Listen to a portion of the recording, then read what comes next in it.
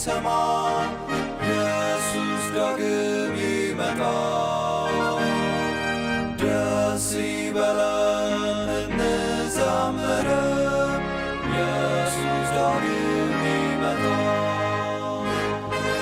ይመለሳል ይመለሳል፣ ኢየሱስ ዳግም ይመጣል።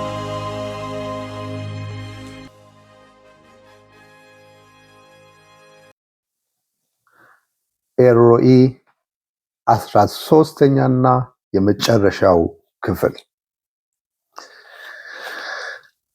እናትም ያቅታታል በሚለው አብረን የምናይ ይሆናል። እናትም ያቅታታል። እንደምታወቀው ኤልሮኢ በሚል ርዕስ የአጋርን ህይወት እያየን ቆይተናል። ዛሬ 13ኛና የመጨረሻውን ክፍል እናያለን። እኔ ራሴ ብዙ በረከቶችን እንዳገኘው ሁሉ እናንተም ተባርካችኋል ብዬ አምናለሁ። ለዚያ ደግሞ እግዚአብሔር ይመስገን፣ ክብሩንም እሱ ይውሰድ። ዘፍጥረት ምዕራፍ 21 በጣም ልብን የሚሰብር ታሪክ አይተናል። እናት የሆነች አጋር አንድ ብላቴና ልጅ አላት፣ እስማኤል የሚባል። ሁለቱም ያሉት በምድረ በዳ ውስጥ ነው። ሁለቱም የተሰደዱት መሄጃ የሌላቸው፣ ወደ በረሃ ግን የተለቀቁ። የያዙት ውሃ ካለቀ ቀናት መቁጠር ጀምሯል። ድካም፣ ረሃብ፣ መጠማት፣ ተስፋ መቁረጥ፣ በጣም ከባድ ህይወትን እያሳለፉ ነው ያሉት። ቁጥር 15 ላይ እንደምናገረው ዘፍጥረት 21 ቁጥር 15 ላይ ውሃውም ከአቁማዳው አለቀ ይላል። በዚህ ሰዓት ውሃው ብቻ አይደለም ያለቀው፣ ያላቸው ተስፋ በሙሉ ነው ያለቀው። ያላቸው ተስፋ በሙሉ ነው ተሟጦ ያለቀው። ወገኖቼ እስማኤል ማልቀስ ጀመረ። ማልቀሱን ስንሰማ፣ የእስማኤልን ማልቀስ ስንሰማ ወይም ቀጥሎ በቁጥቋጦ ስር አደረገችው የሚለውን ስንሰማ ወይም በምናነብበት ጊዜ በስህተት እንረዳለን። ብዙውን ጊዜ ምኑን ነው በስህተት የምንረዳው ካላችሁ፣ እስማኤልን ሕፃን አድርገን በአእምሯችን ውስጥ እንስላለን። ምክንያቱም ሲያለቅሱ የምናየው ሕፃናትን ነው፣ የምናውቀው ሕፃናትን ነው። ራበኝ ብሎ ተጠማው ብሎ የሚያለቅሱ ሕፃናት ናቸው። በዚህን ጊዜ ግን እስማኤል ሕፃን አይደለም። እያየን እንደመጣ ነው ሁሉ እስማኤል በዚህ ጊዜ የ16 የ17 ዓመት ብላቴና ነው። ኦኬ፣ ወጣት ነው።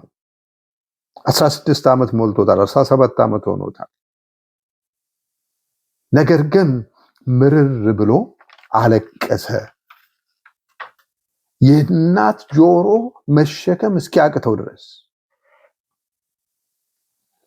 የእናት ጆሮ መሸከም እስከሚያቅተው ድረስ፣ መቋቋም እስከሚያቅተው ድረስ ምርር ብሎ አለቀሰ።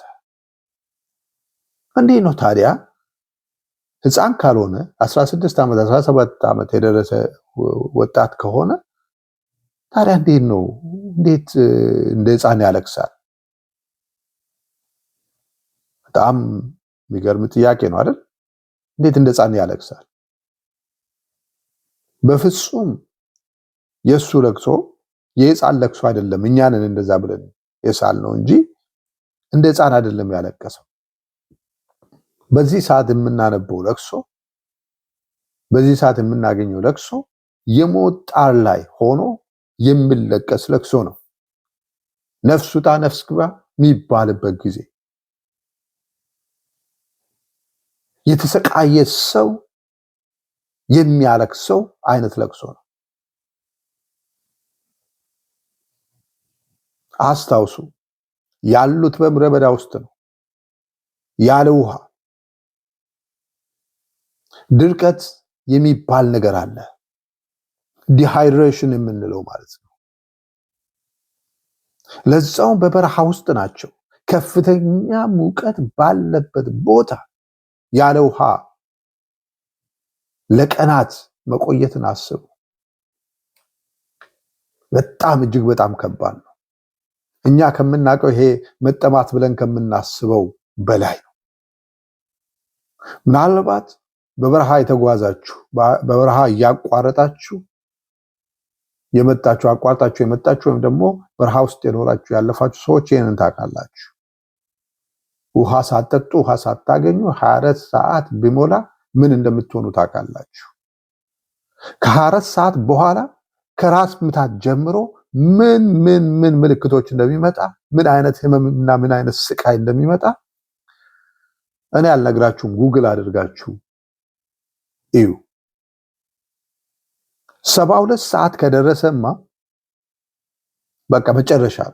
በዛ በረሃ ውስጥ በዛ ሙቀት ውስጥ በዛ ድርቅ ውስጥ ያለ ውሃ 72 ሰዓት ደረሰ ማለት በቃ አደጋ።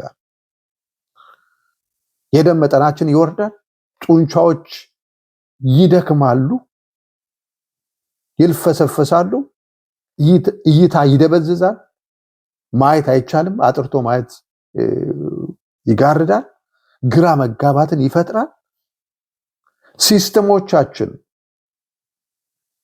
ራሳቸውን መዝጋት ይጀምራሉ።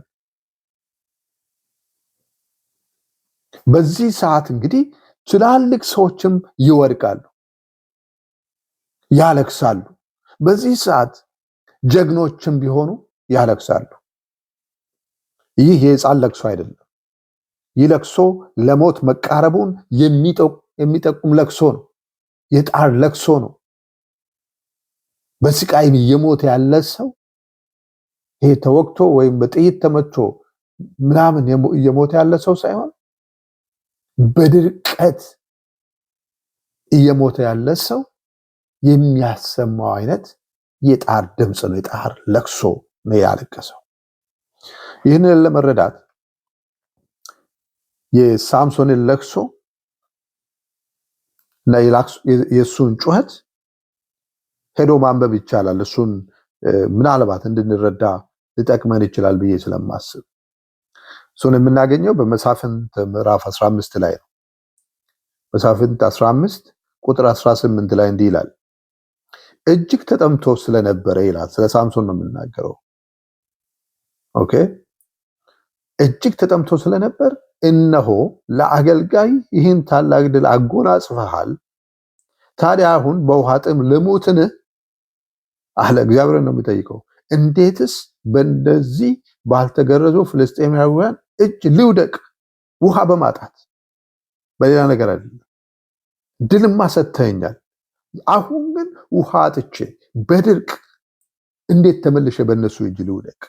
በማለት ወደ እግዚአብሔር ጮኸ፣ ወደ እግዚአብሔር አለቀሰ ይላል። ያ ጀግና የሆነው ሳምሶን አለቀሰ ይላል። ውሃ በማጣት ኦኬ። ድልም በማጣት አይደለም፣ ተሸንፎ አይደለም፣ ተይዞ አይደለም። ነገር ግን ያ ስንቶቹን ያስለቀሰው ሳምሶን ያ ጀግናው ውሃ ባጣ ጊዜ፣ ዲሃይድሬሽን ውስጥ በገባ ጊዜ፣ ሰውነቱ ከውሃ ማጣት እየደረቀ በመጣ ጊዜ እንዴት በውሃ ጥም ልሙት? ይሄን ሁሉ ድል የሰጠኝ እንዴት ውሃ ትከለክለኛለህ? እንዴት ውሃ አጥቼ እነዚህ ፍልስጤማውያኖች እንዴት ነው የሚወድቅ ብሎ በእግዚአብሔር ፊት እንዳለቀሰ ይነግረናል። በእንደዚህ ጊዜ ማልቀስ ወገኖቼ ድክመት አይደለም። ሰነፎች የሚያለቅሱት ለቅሶ አይደለም። ሕፃናት የሚያለቅሱ አይደለም። ወይ ደግሞ አንድ ሰው ደካማ ስለሆነ የሚያለቅስ አይደለም። ተፈጥሮ የምታስገድድ ናት። ተፈጥሮ ራሷ አስገድዳ ሳንወድ በግድ የምታስለቅሰን ናት። የእስማኤል ለቅሶም እንደዚህ ነበር። ምርር ያለ ለቅሶ ነው የነበረው። ቅድም እንዳልኳችሁ እናት እንኳ ለመስማት ያቃታት ለቅሶ ነው። መቋቋም ያልቻለች ለቅሶ። መቼም እናት ልጇን የልጇን ለቅሶ መስማት ካቃታት የነገሮች ሁሉ መጨረሻ ነው አይደል? ምክንያቱም እናት በጣም ብዙ ትችላለች፣ ብዙ ትችላለች። እኛ አባቶች፣ እኛ ወንዶች የማንችለውን እናቶች በጣም ብዙ ክሬዲት አለ ለእናንተ፣ በጣም ብዙ ክሬዲት አለ።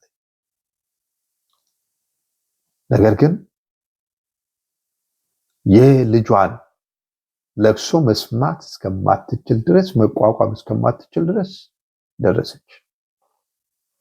አዎ ወገኖች አቃታት። ለዛ ነው እናትም ያቅታታል ያልኩኝ። አዎ አቃታት። ከአቅሟ በላይ ሆነ። ከምትችለው ከምትሸከመው በላይ ሆነ። ልትረዳው የምትችል አይነት አልሆነም። የምትሰጠው ውሃ የለም። ለራሷም የምትጠጣ የላትም። ለሱም የምትሰጠው የለም። አይኗ እያየ ልሞት ደረሰ። ከማልቀስም አልፎ ቁጥር 15ን እንደገና ስታነቡ ብላቴናውንም ከአንድ ቁጥቋጦ በታች ጣለችው ነው የሚለው። በቃ አለቀ። ከአቅሟ በላይ ሆነ። እጅ ሰጠች። ብላቴናውን ከአንድ ቁጥቋጦ በታች ጣለችው። አስቡ፣ እናት በስቃይ ወልዳ በዚህ ባርነት ውስጥ በስቃይ አሳድጋ በዚህ ስቃይ ያሳደገችው ልጅ ደግሞ ስትጥል አስባችሁ። ይህ ከጥላቻ የመጣ አይደለም። ይህ ከስንፍና የመጣ አይደለም። ሰነፍ ሴት አይደለችም። ልጇን ማሳደግ ጠልታ አይደለም። የልጇ ስቃይን ግን ማየት አልቻለችም። ስለዚህ የልጇን ስቃይ ማየት ካለመቻል ሄዳ ቁጥቋጦ ስር አረገችው። ቁጥር 16ን ሄደን ስንመለከት ዘፍጥረት 21:16 ቃል በቃል እንድንሰማው ስለሚፈልግ እጅ አነበዋለሁ። ዘፍጥረት ምዕራፍ 16 ቁጥር 16 ለማስታወስም ቀላል ነው። 21:16 ማለት ነው። 21:16 እንዲህ ይላል፣ ከዚያም ልጁ ስሞት አይኔ አያይም ብላ የቀስት ውርወራ ያክል ርቃ አረፍ አለች። እርሷም እየተንሰቀሰቀች ታለቅስ ጀመር። ቁጥር 15 ጋር እንደገና ልጀምር።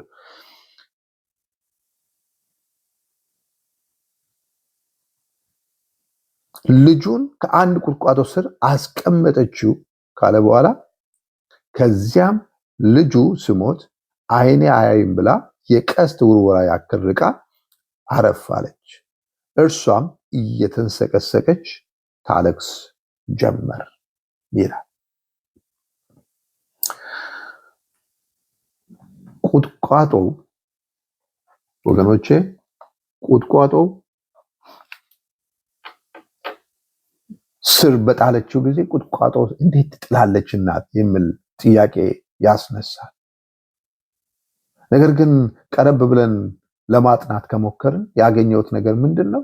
በዛ ምድረ በዳ ውስጥ ለሕፃኑ ጥላ ሊሆን የሚችል ትንሽ እንኳ ልዩነት ያለው ምናልባት ሰውነቱ እንኳ ማገገም ቢችል እሱን እንኳ ትንሽ ማቆየት ብትችል ያላት አማራጭ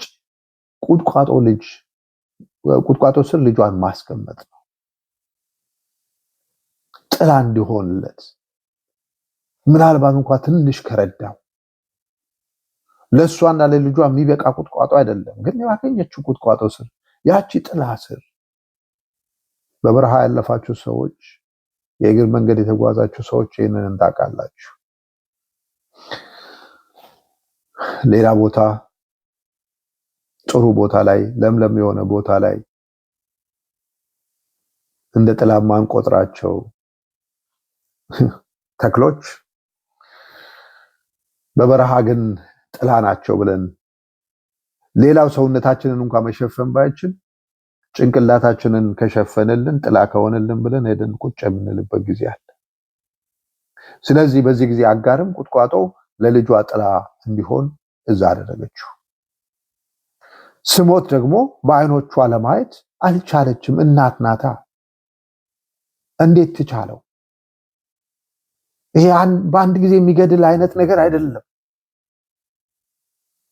በደቂቃዎች በ30 ደቂቃ በአንድ ሰዓት የሚገድል አይነት ነገር አይደለም። እያሰቃየ የሚገድል ነው። ውሃ በማጣት መሞት በዛ በረሃ ውስጥ ያንን ማየት አቃታት። እሷ ያየች አይኗ እያየ ልጇ እየሞተባት ነው የነበረው። ለአንዲት እናት ምን ያክል ከባድ እንደሆነ አስቡ። ለዛ ነው አልቻለችም፣ ከአቅሟ በላይ ሆነባት። እንደዛም ሆኖ ጥላ ግን አልሄደችም። ከጥላ ስር አስቀመጠችው እንጂ እሱን ጥላ ግን አልሄደችም። የተወሰነ ርቀት ብቻ ሄዳ አረፍ አለች ይላል። እዛ ሆና ለማየት ከርቀት ሆና ለመጠበቅ። ይህ ከዮካቤድ ታሪክ ጋር ይመሳሰልብኛል። ሙሴ በተወለደበት ጊዜ ወንድ ልጆች ሁሉ እንዲገደሉ በተባለበት ጊዜ ደብቃ ቤቷ ውስጥ ለማሳደግ ብትሞክርም የልጁ ድምፅ እየወጣ በመጣ ሰዓት በቃ ይገሉብኛል ብላ ስለፈራች ወስዳ ምን አደረገችው? ውሃ ላይ ጣለችው፣ ወይ ደግሞ ውሃ ዳር አስቀመጠችው።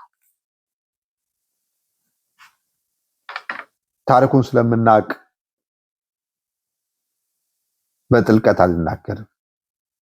ሙሴም በውሃ ላይ ካደረገችው በኋላ ተደብቃ ግን ትጠብቅ ነበር። እህቱን ታስጠብቅ ነበር። ጥላ ወደ ቤት አልገባችም። አይገርማችሁም? ለብቻው ጥላ አልሄደችም።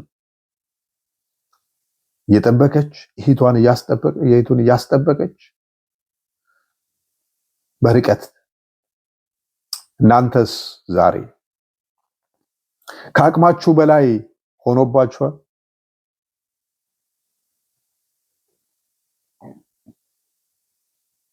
ልጆቻችሁን በቁጥቋጦ ስር ጥላችኋል?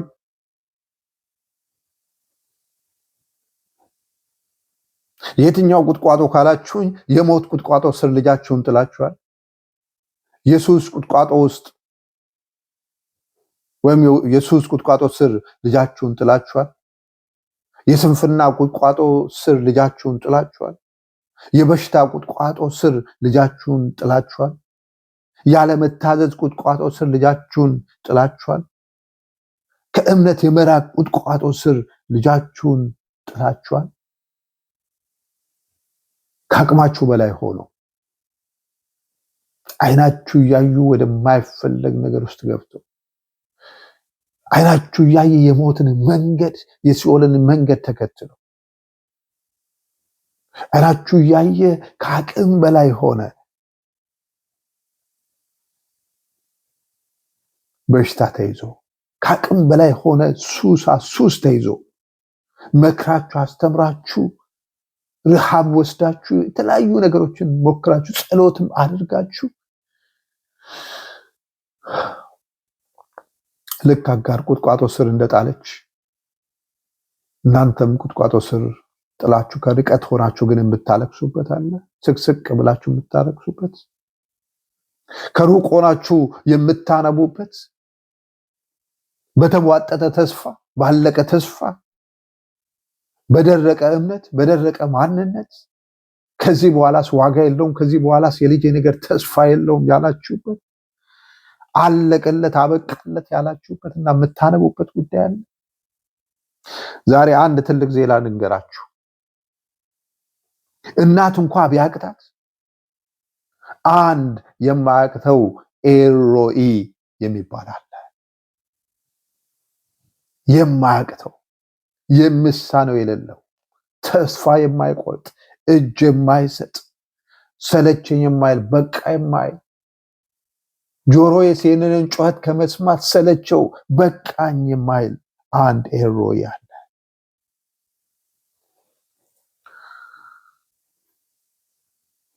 ዘፍጥረት 21 ከቁጥር 17 ጀምሬ ላንብብ። ከቁጥር 17 ጀምሮ እስከ 20 ያለውን አነባለሁ። ወደኋላ ልመለስና እርሷም እየተንሰቀሰቀች ታለቅስ ጀመር ካለ በኋላ እግዚአብሔርም የልጁን ጩኸት ሰማ። የእግዚአብሔር መልአክ ከሰማይ አጋርን እንዲህ አላት፣ አጋር ሆይ ምን ሆነሻል? ልጅሽ ከተኛበት ሲያለቅስ እግዚአብሔር ሰምቶታል፣ ስለዚህ አትፍሪ አላት። እግዚአብሔር ይመስገን። ልጅሽ ከተኛበት ሲያለቅስ እግዚአብሔር ሰምቶታልና ስለዚህ አትፍሪ። ተነስተሽ ልጁን አንሺው፣ ያዢው፣ ታላቅ ሕዝብም አደርገዋለሁ። ከዛው ቁጥቋጦ ስር አንስቼ፣ ከዛው ከተጣለበት አንስቼ ታላቅ ሕዝብ አደርገዋለሁ። እግዚአብሔርም ዓይኖቿን ከፈተላት፣ የውሃ ጉድጓድም አየች። ሄዳም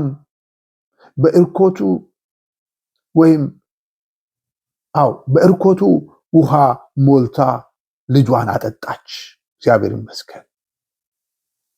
እግዚአብሔርም ዓይኖቿን ከፈተላት፣ የውሃ ጉድጓዱንም አየችው፣ ውሃውንም ቀድታ ልጇን አጠጣች። እግዚአብሔር ኤሎሂም ከልጁ ጋር ነበር። ልጁም እያደገ ሄደ፣ መኖሪያውንም በምድረ በዳ ውስጥ አደረገ፣ ጎበዝ ቀስተኛም ሆነ ይላል። እግዚአብሔር ይመስገን። ይህ ታላቅ ዜና አይደል ወገኖች? ከዜናም ሁሉ በላይ ታላቅ ዜና ነው። ወገኖች፣ የእግዚአብሔር ኤልሮይ የሚያይ ብቻ አይደለም። እግዚአብሔር እስማኤልም ነው የሚሰማ አምላክ። ለዛም ነው የልጁን ስም እስማኤል ብሎ የጠራው። እግዚአብሔር የሚያይ ኤልሮይ ብቻ ሳይሆን የሚሰማ እስማኤልም ጭምር ነው። ሌሎች መስማት የማይችሉትን የሚሰማ፣ የአጋርን ዓይን የሚከፍት፣ የእናቶችን ዓይን የሚከፍት፣ የአባቶችን ዓይን የሚከፍት፣ የልጆችን ዓይን የሚከፍት፣ የደረቁትን አጥንቶች የሚያጠጣና የሚያበረታ የሚያለመልም ነው እሱ። እስማኤል ዛሬም አለ፣ የሚሰማ እግዚአብሔር ዛሬም አለ። ኤልሮኢ ዛሬም አለ፣ የሚያይ አምላክ ዛሬም አለ። የብላቴናውን የሞት ጣር ጩኸት የሰማው እግዚአብሔር የልጆቻችንን ለቅሶ ይሰማል። ከወደቁበት ቁጥቋጦ ስር ያነሳቸዋል እግዚአብሔር። እንደገና የተጣሉትን ያነሳል እግዚአብሔር። በፍቅር ያስታቅፋል። እንደገና ከዛ አንስቶ ያሳድጋል እግዚአብሔር። ልክ እንደ እስማኤል ውሃውን ማየት ላቃተን ሰዎች ዓይናችንን ይከፍታል እግዚአብሔር። ከሩቅ ሳይሆን እዛው አጠገቧ ሆኖ ማየት ያቃታትን የውሃ ጉድጓድ ዓይኗን ከፍቶ እንዳሳየ ሁሉ ከሩቅ ሳይሆን ከአጠገባችን እግዚአብሔር መፍትሄን ይሰጠናል። ሳምሶን ባለቀሰ ጊዜ እግዚአብሔር ያደረገለትን በማንበብ እጨርሳለሁ። በጣም ደስ የሚል፣ በጣም ልቤን የሚያሞቅ፣ ቀኔን ያበራልኝ፣ ሌሊቴን ያበራልኝ፣ ጨለማዬን ያበራልኝ ቃል ነው። ሳምሶን ያ ጀግናው በውሃ ጥም ደርቆ ልሞት ባለበት ሰዓት የጣር ለቅሶ በእግዚአብሔር ፊት ባለቀሰ ጊዜ እንዲህ ነበር ያለው። መሳፍንት 15:19 እግዚአብሔር ሲመልስ እንዲህ አለ፣ እግዚአብሔርም በሌሒ አለትን ሰነጠቀለት። በጣም ነው የሚገርመው ወገኖቼ። እግዚአብሔርም አለትን ሰነጠቀለት፣ ከዚያም ውሃ ጠጣ። ሳምሶንም ያንን ሲጠጣ በረታ፣ መንፈሱም ታደሰ ይላል። እግዚአብሔር ይመስገን። እግዚአብሔርም አለትን ሰነጠቀለት፣ ከዚያም ውሃ ጠጣ። ሳምሶንም ያንን ሲጠጣ በረታ፣ መንፈሱም ታደሰ። ወገኖቼ፣ ስለ ልጆቻችን የምናለቅስ እናቶችና አባቶች እግዚአብሔር ጩኸታችንን ይሰማል። እግዚአብሔር ስለኛ አለቱን ይሰነጥቃል። ከአለቱም እንጠጣለን፣ እንበረታለን፣ እንደገናም እንቆማለን፣ መንፈሳችንም እንደገና ይታደሳል። እግዚአብሔር ይባርካችሁ። ተባረኩ።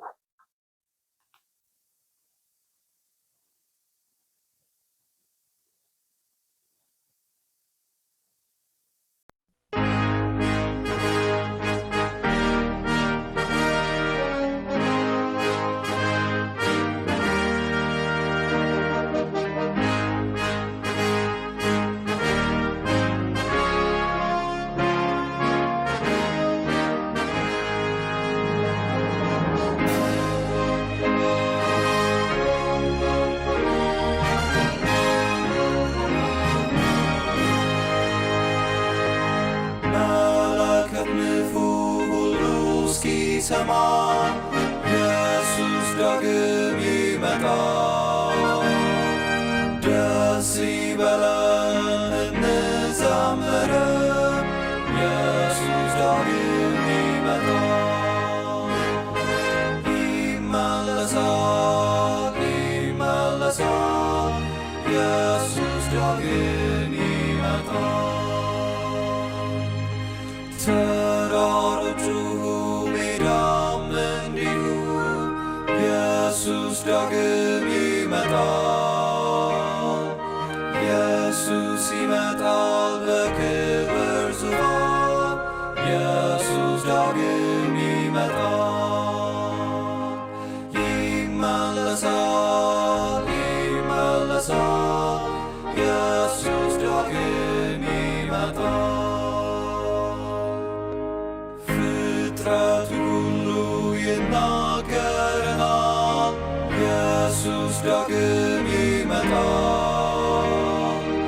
እስከ ባህር ዳር ሁሉ ያየዋል፣ ኢየሱስ ዳግም ይመጣል።